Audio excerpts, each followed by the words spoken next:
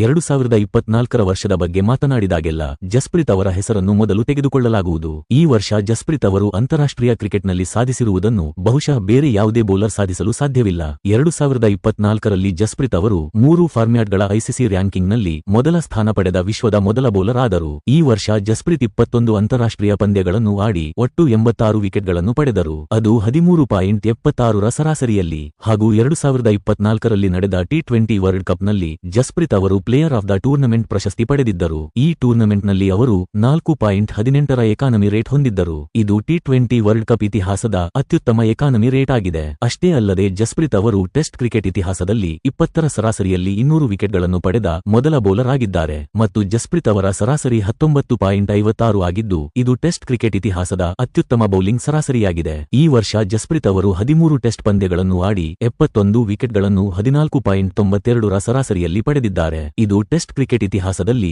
ಒಂದು ಕ್ಯಾಲೆಂಡರ್ ವರ್ಷದಲ್ಲಿ ಅತ್ಯುತ್ತಮ ಸರಾಸರಿಯಾಗಿದೆ. ಸ್ನೇಹಿತರೆ, ಜಸ್ಪ್ರೀತ್ ಅವರ ಈ ಅದ್ಭುತವಾದ ಬೌಲಿಂಗ್ಗೆ ನೀವು 10ರಲ್ಲಿ ಎಷ್ಟು ಅಂಕ ನೀಡುತ್ತೀರಾ? ಕಮೆಂಟ್ ಮೂಲಕ ತಿಳಿಸಿ.